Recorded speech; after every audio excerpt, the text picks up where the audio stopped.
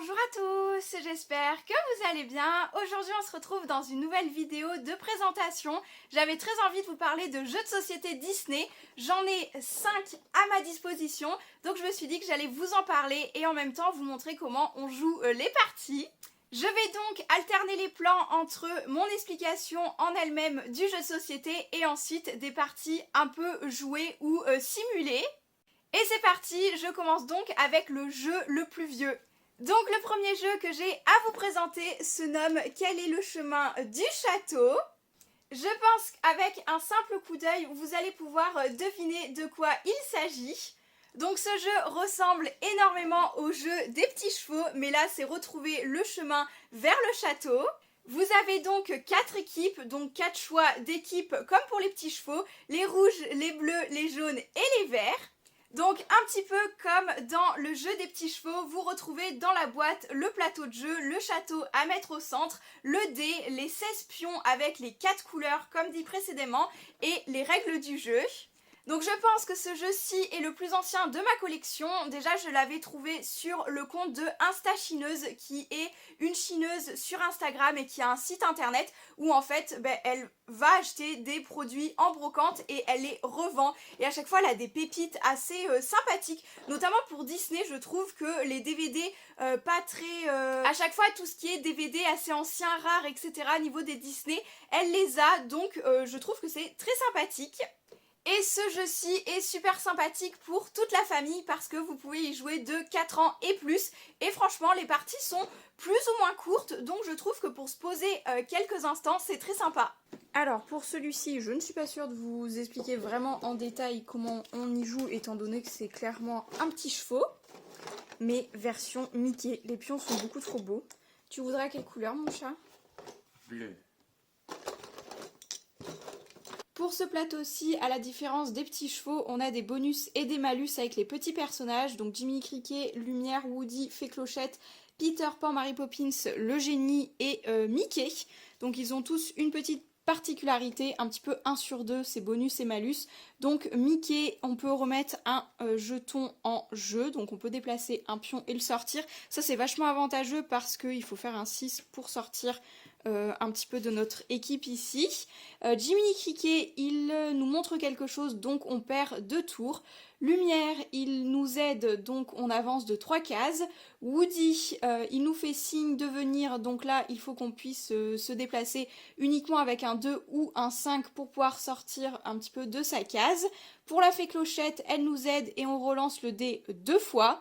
Peter Pan, cette fois-ci, il a besoin d'aide pour combattre le Capitaine Crochet, donc on passe un tour. Mary Poppins, on s'envole avec elle, donc on avance de 2 cases. Et le génie exauce tous nos vœux, donc on peut directement faire rentrer un de nos pions dans le château. Voilà pour cela. Ah. Oula, tu vas me chauffer les fesses là. Oulala. Faut que je trace.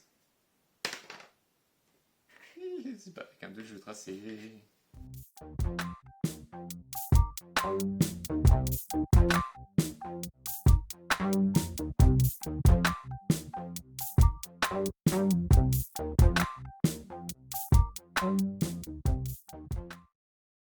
Ensuite, un autre jeu un petit peu ancien parce que celui-ci, je l'ai récupéré de chez mes parents et ça, on l'a poncé quand on était petite avec ma petite sœur. Vraiment, il date un petit peu, vous voyez, il commence à perdre de sa superbe et de... Je sais pas, il commence presque à rouiller la boîte métal, mais en tout cas, c'est un très très bel objet. Déjà, c'est une boîte métallique qui est magnifique. Elle est assez compacte, donc transportable un petit peu partout. Celui-ci, même, il est beaucoup plus... Par exemple, je me vois beaucoup mieux partir avec celui-ci en vacances qu'avec le précédent. Pour ce qui est de celui-ci, il s'apparente un petit peu comme un Trivial Poursuite parce que vous avez un pion et vous devez remplir 2 couleurs. Là, il n'y a que 4 couleurs contrairement au Trivial Poursuite. Il me semble qu'il y a 6 camemberts à récupérer. Pareil pour celui-ci, vous pouvez jouer en famille et à 4. Il suffit de faire le tour du plateau et d'avoir récupéré tous les pions de couleur afin d'arriver à l'arrivée et d'avoir répondu à toutes vos questions. Pour celui-ci aussi, vous pouvez jouer en famille. Le but du jeu est d'avoir fait tout le tour du plateau et d'être arrivé à l'arrivée avec toutes les couleurs. Si vous n'avez pas vos 4 couleurs, vous ne pouvez pas arriver tout simplement à la fin. Les questions sont bien évidemment sur les anciens Disney, mais vous avez quand même pas mal de petites choses et elles sont très intéressantes, elles sont très diversifiées parce que vous pouvez retrouver du Tarzan, du dinosaure, Winnie l'ourson, etc. Alors comme je vous avais dit, ça c'est un ancien jeu que j'ai donc, la boîte a un petit peu souffert, mais il se présente comme ceci. Le plateau de jeu c'est une tête de Mickey. Donc là pour celui-ci il se joue avec un dé et des petits pions. On va devoir le but récupérer 4 couleurs comme ceci, un petit peu comme les camemberts du Trivial Poursuite. Donc le départ, on doit faire le tour de la première oreille, faire le tour ensuite de ce cercle-ci.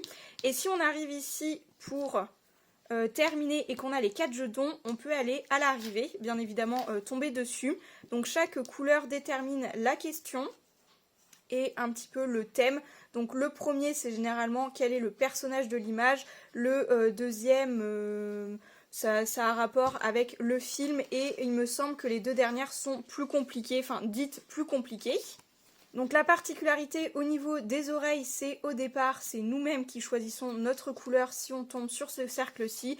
Et à l'arrivée, c'est l'adversaire qui choisit la couleur en fait pour mettre un petit degré de difficulté supplémentaire. Quelle couleur je vais tenter vert sur celle-là. Ouais. Qui est-ce que je bouscule et fais tomber?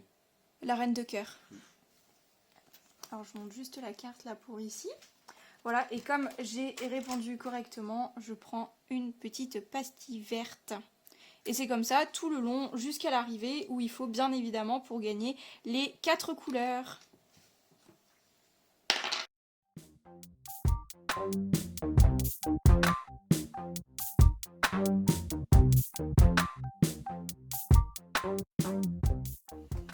Ensuite, un autre petit jeu ultra compact, il s'agit du Mime Two version Disney du coup.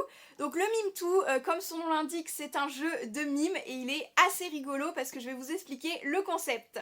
Donc celui-ci, il se présente avec des cartes et 2 dés, donc vous devez jeter les dés pour pouvoir trouver 2 couleurs pour prendre 2 cartes, donc les cartes personnages et les cartes actions. Et en fait, les couleurs déterminent si vous prenez, vous avez 2 choix par carte et du coup les dés déterminent, donc les couleurs déterminent les actions et les personnages que vous devez mimer. Vous avez donc 1 minute pour pouvoir faire deviner le personnage et son action. Donc ça peut être des choses assez loufoques. Vous pouvez tomber sur par exemple Blanche-Neige qui fait du skateboard.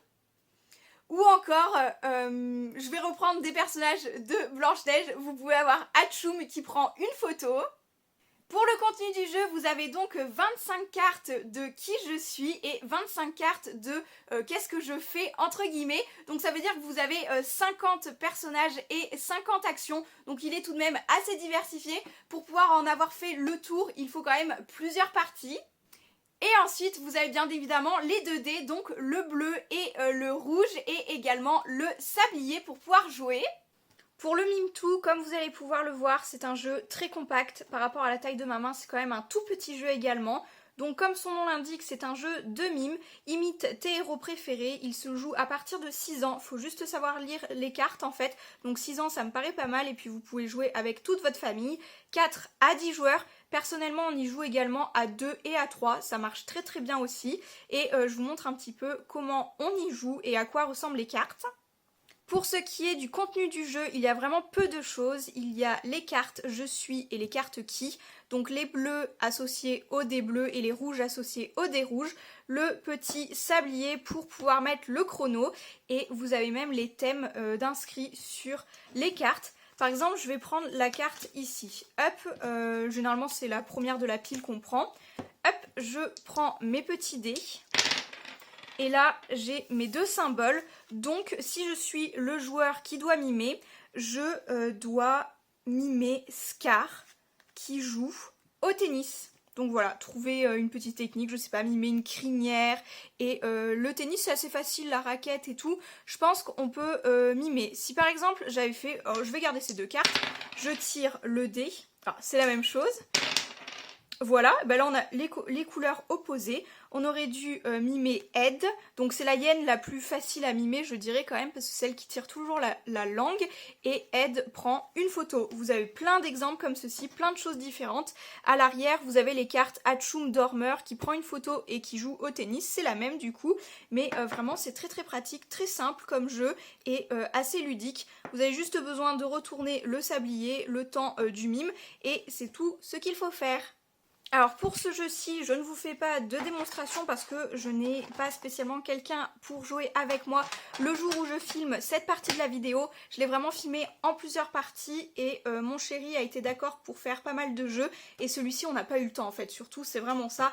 Nous n'avons pas eu le temps mais j'espère que ça vous conviendra comme explication tout de même.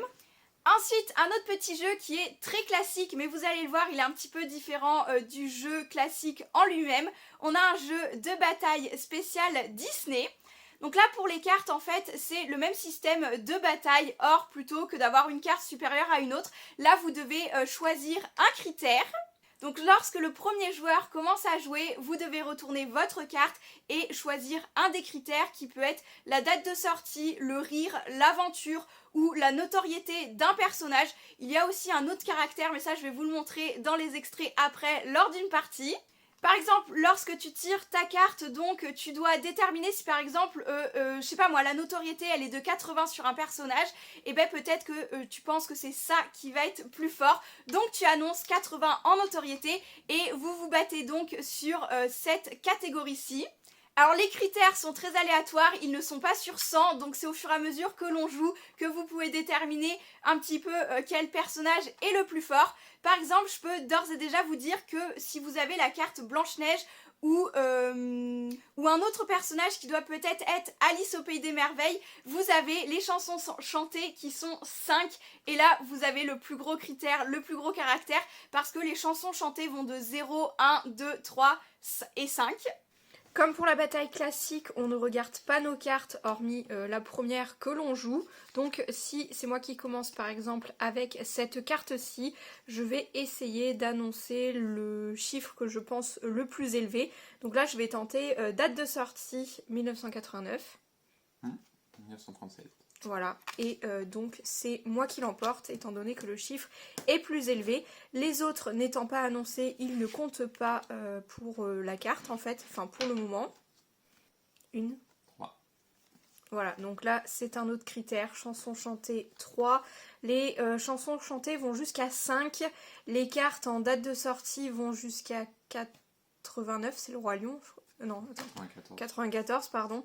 94, ça va plus élevé. Il y a 89 également, c'est les deux plus élevés. Et notoriété, ça va jusqu'à 80. Enfin, ce genre de petites choses. Il faut après prendre un petit peu plus en main le jeu pour connaître un petit peu plus les cartes, quoi.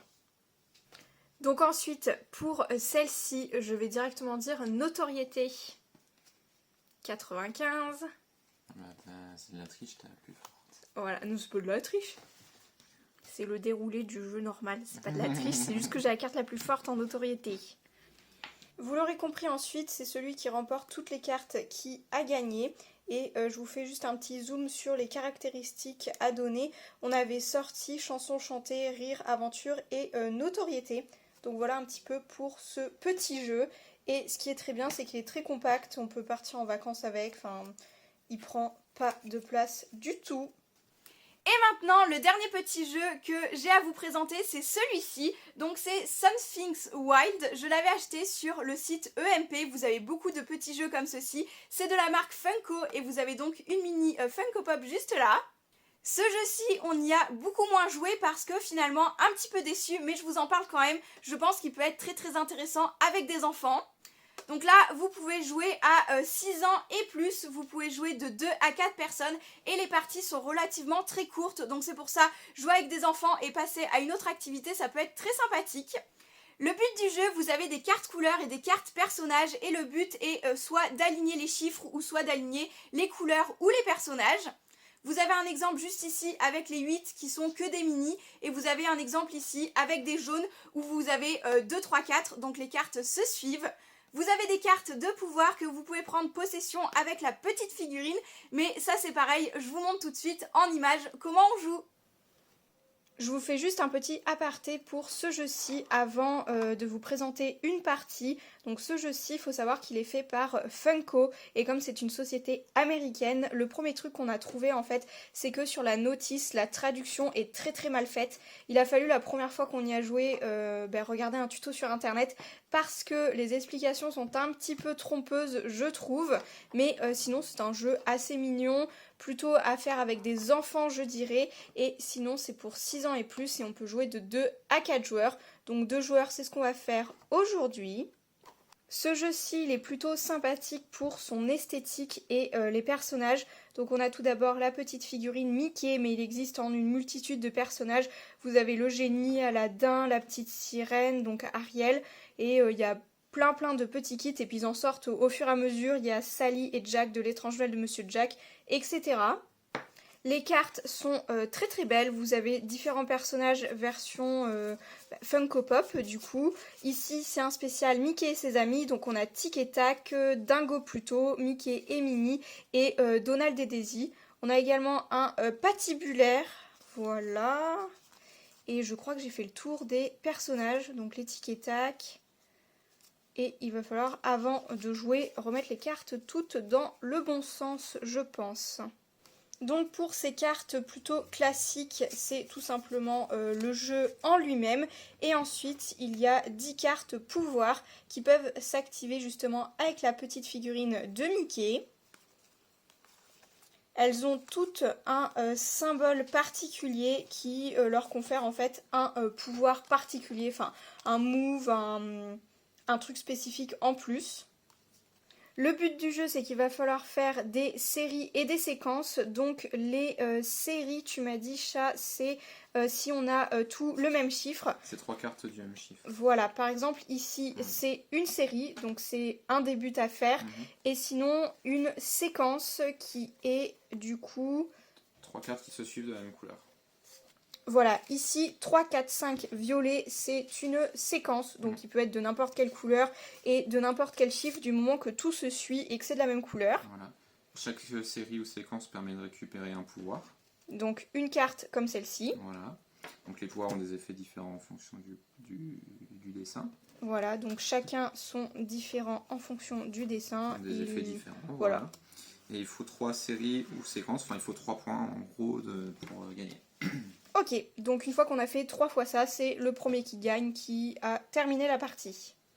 Donc pour l'installation du jeu, il nous faut les cartes pouvoir retourner, hormis une découverte, la petite figurine, la pioche et 3 cartes distribuées à chaque joueur.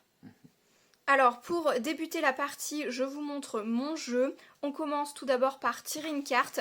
Le but c'est d'avoir toujours 3 cartes en main et maximum 5 cartes étalées devant soi. Donc je vais juste bouger la caméra pour vous montrer. Donc là on est sur le devant de ma partie, j'ai pioché ma carte et je vais poser cette carte-ci en premier. On est obligé d'avoir 5 cartes maximum sur le devant. Si on en a plus de 5, il faut en jeter.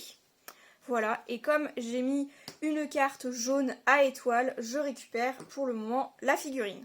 Voilà, et ensuite c'est à mon adversaire de jouer. Donc ensuite je continue en piochant et en jouant par la suite, hop, comme ceci. Et on continue ainsi de suite jusqu'à faire une série, une séquence et avoir 3 points pour arrêter le jeu. Il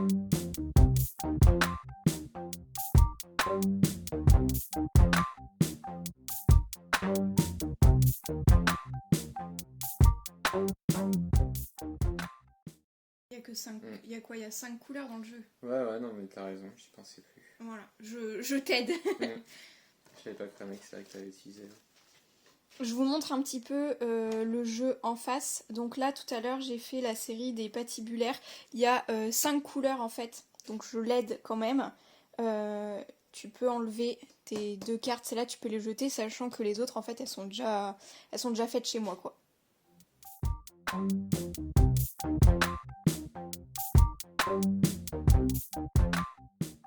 Ok, j'active mon pouvoir. Et je marque mon dernier point pour faire 4, 5, 6, même s'ils sont pas de la même couleur. D'accord. Et j'ai gagné. Ouais. Vous l'aurez remarqué quand même, les pouvoirs peuvent bien aider à compléter une série ou à marquer des points. Celui-ci, 4, 5, 6, il n'était pas possible à la base parce qu'ils ne sont pas de la même couleur. Mais avec ce pouvoir-ci, par exemple, j'ai pu marquer un point supplémentaire et faire une série ou séquence supplémentaire, tout simplement. Et voilà pour la présentation de ce dernier jeu. J'espère que cette vidéo aura été assez immersive pour que vous compreniez tout ce que je vous ai raconté ici. Peut-être vous connaissiez déjà certains des jeux que je vous ai présentés. N'hésitez pas à me dire tout ça dans les commentaires. Et sur ce, je vous retrouve très bientôt pour de prochaines vidéos ou pour de nouveaux vlogs. Ciao!